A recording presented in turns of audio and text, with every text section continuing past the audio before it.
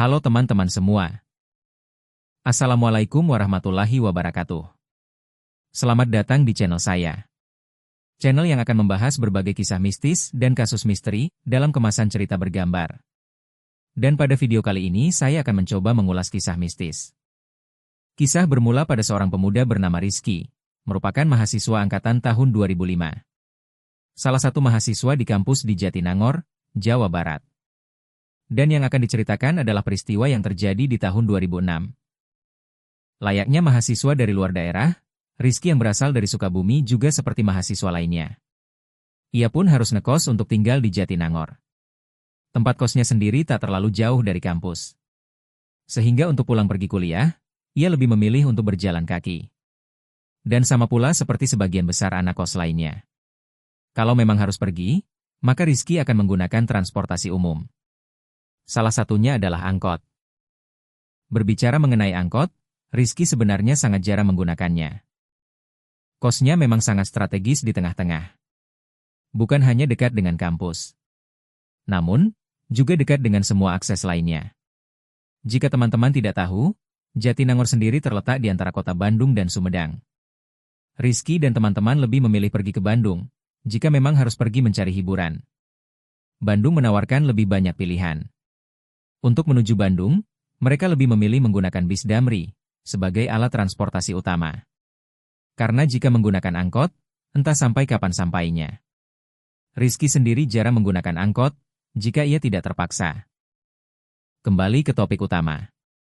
Pada tahun 2006, Jatinangor masih terbilang sepi.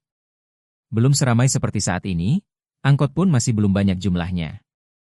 Penumpangnya di kala itu juga masih sedikit. Jarang sekali melihat angkot yang penuh dengan penumpang. Rizky memang tertarik memperhatikan angkot yang lalu lalang. Bukan karena iseng atau kurang kerjaan. Ada alasan tersendiri di balik semua itu. Semua diawali ketika semester awal kuliah, sempat beredar cerita seram mengenai angkot. Cerita tersebut sudah pasti akan menyebar dengan cepat di kalangan mahasiswa, juga masyarakat. Cerita yang beredar di saat itu adalah angkot setan, di sekitaran Jatinangor. Cerita yang berawal dari katanya, ada mahasiswa yang ditemukan pingsan di pinggir jalan pada malam hari. Usut punya usut, sebelum pingsan ia naik angkot dari arah Cilenyi mau menuju ke Jatinangor.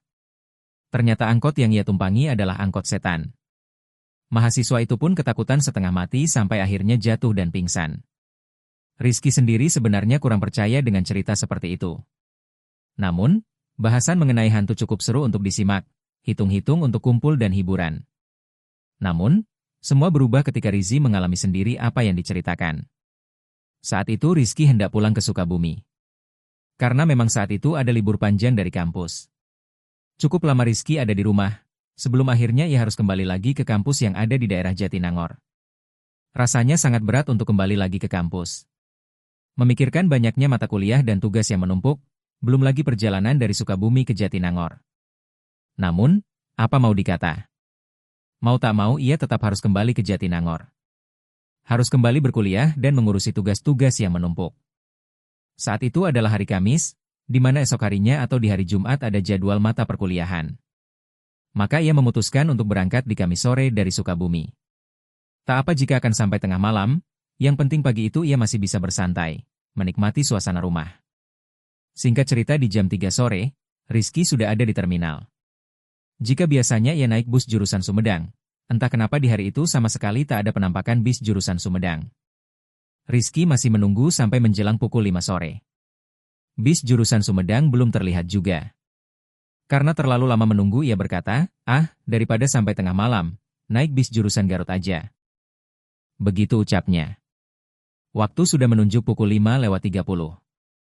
Ketika Rizky mulai naik bis jurusan Garut, rencananya ia akan turun di ujung tol Cilenyi.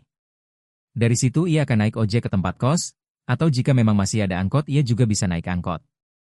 Begitulah rencananya.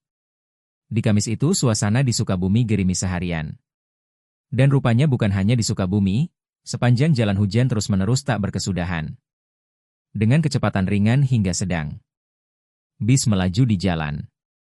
Bis yang ia tumpangi kala itu juga tak terlalu penuh. Mungkin karena saat itu belum masuk akhir pekan. Rizky memperkirakan setidaknya butuh 4-5 jam perjalanan. Perkiraan paling lambat jam 11 malam sudah sampai. Waktu terus berlalu dan rupanya dugaannya meleset. Di jam 10.30 itu bis masih di Ciranjang. Jangankan Jatinangor, Bandung pun masih jauh. Semua itu karena ada insiden yang terjadi, menyebabkan kemacetan yang sangat panjang. Untunglah selepas itu semuanya berjalan cukup lancar, meskipun bis kadang agak tersendat dan berjalan cukup lambat, sementara kondisi di luar gerimis masih terus turun. Karena gelapnya kondisi di luar tak mungkin bagi Rizky menikmati pemandangan. Ia pun memilih untuk beristirahat tidur. Rizky tersentak bangun ketika kondektur berteriak, menginformasikan jika sedikit lagi mereka akan sampai di ujung jalan tol Cilenyi. Setelah mengumpulkan kesadarannya, Rizky mulai menggerutu karena lamanya perjalanan, di mana waktu sudah menunjukkan pukul 1 malam. Rizky bersiap turun sambil memperhatikan penumpang yang ada di dalam bus. Rasanya jumlahnya nyaris sama, belum banyak yang berkurang. Mungkin karena ini bis jurusan Garut. Ia berharap semoga akan banyak penumpang yang turun bersamanya. Bis terus melaju menyusuri jalan tol Cilenyi. Kecepatannya berkurang perlahan karena mendekati gerbang tol terakhir. Dan setelah melewati gerbang tol tersebut hanya 2-3 menit kemudian, bis akhirnya berhenti di depan warung-warung kecil. Syukurnya kala itu ada beberapa orang yang turun. Artinya Rizky tak sendirian. Beberapa penumpang yang turun berpencar, sementara Rizky serta 2 orang lainnya berteduh di depan warung kecil yang tutup. Namun, itu tak berlangsung lama. Kedua penumpang tersebut akhirnya mendapat ojek dan pergi, menyisakan Rizky seorang diri. Rizky masih berharap ada angkot yang lewat. Kondisi yang masih hujan dan juga tengah malam membuat suasana nampak sangat sepi.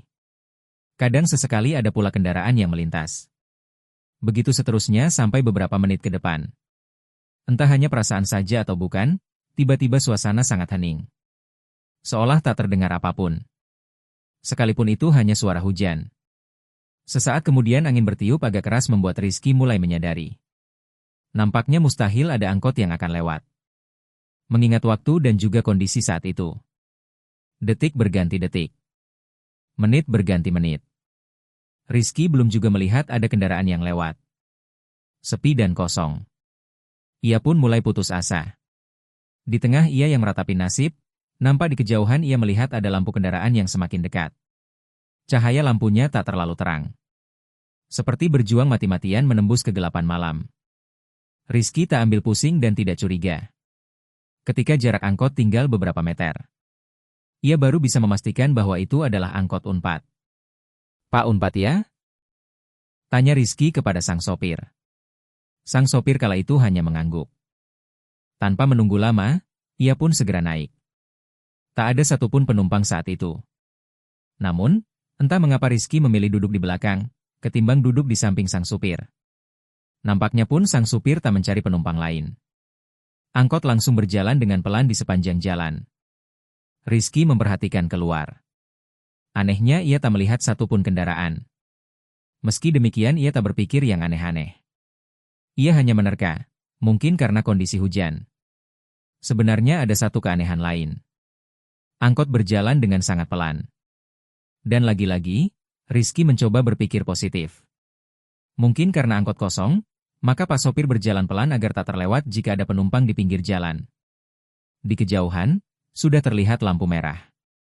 Orang Bandung menyebutnya dengan setopan. Setelah berbelok maka mereka akan menuju kampus.